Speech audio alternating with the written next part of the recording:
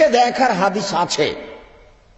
তিনি এভাবে বলেছেন যে ওইসব অঙ্গগুলি দেখবে যাতে করে তাকে বিবাহের প্রতি আগ্রহী করে তোলে। কি দেখবে? হাত দেখতে পারে কবজি পর্যন্ত, পা দেখতে পারে টাকনো পর্যন্ত, শরীরের বাকি অঙ্গ প্রত্যঙ্গ দেখবে। এরকম কোনো অনুমতি শরীয়তে নেই। একটা মেয়ের মুখ দেখলে বোঝা যায় সুন্দরী অসুন্দরী, একটা মেয়ের পায়ের গঠন দেখলে বোঝা যায় তার সুন্দরী অসুন্দরী, এরপরে কিছু কথা বললেই বোঝা যায়। সম্মানিত উপস্থিতি, বিবাহের পূর্বে দেখে নিতে হবে, এ কথাই ঠিক। কেন দেখে নিতে হবে? যাতে করে পরে কিছু তার বলার না থাকে। যদি না দেখে বিবাহ করে তাহলে 2 মাস 6 মাস যেতে না যেতে মাঝে মধ্যে বলবে, আরে শোনো, আমার চাচা জোর করে বিবাহ দিয়েছে, তোমাকে বিবাহ করতাম না আমি দেখলে। আমার মামা জোর করে বিবাহ দিয়েছে, আমি দেখলে তোমাকে বিবাহ করতাম না। বলো কি তুমি? দিন রাত স্ত্রীকে খোটা দিবে।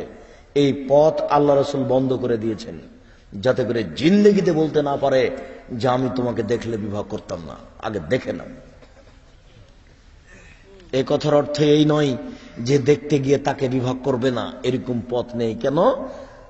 পৃথিবী সৃষ্টির 50,000 বছর আগে যেটা লেখা হয়েছে, ঘুরতে ঘুরতে ঘুরতে ওখানেই যাবে। সে যতই খুঁজুক। শুনুন, দেখার সুযোগ আপনার পিতা রাখে না। এই মেয়েটাকে এখন আপনার পিতাও বিবাহ করতে পারে, কাজে আপনার পিতা এই মেয়েকে দেখতে পারে না। এখন এই মেয়েটা আপনার জন্য যা, আপনার বাপের জন্য তাই। বুঝতে পারেননি? কাজেই বাপের মেয়ে দেখা হারাম, বন্ধু বান্ধবের মেয়ে দেখা হারাম, মেয়েকে দেখতে গিয়ে টাকা দেওয়া হারাম, মেয়েকে দেখতে গিয়ে আংটি দেওয়া হারাম, মেয়েকে দেখতে গিয়ে ঘড়ি দেওয়া হারাম, মেয়েকে দেখতে গিয়ে খাওয়ার বিশাল অনুষ্ঠান করা হারাম, মেয়ের পিতার দেখা হারাম,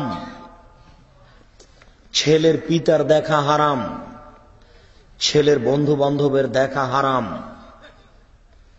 দেখতে গিয়ে টাকা দেওয়া হারাম, একেবারেই হারাম, টোটালি হারাম, সম্পূর্ণরূপে হারাম। তাকে ঘড়ি দেওয়া হারাম। কোন মেয়েকে দেখে ঘড়ি দিতে হবে এরকম বিধান দুনিয়াতে নেই। তাকে আংটি দেওয়া হারাম। বিবাহ করার পরে তুমি ঘড়ি দাও না 50,000 টাকার একটা, বিবাহ করার পরে তুমি একটা আংটি দাও না 1 লক্ষ টাকার। এখন কেন তুমি এগুলো করতে গেলে? এরপরে দেখা হয়েছে বিবাহের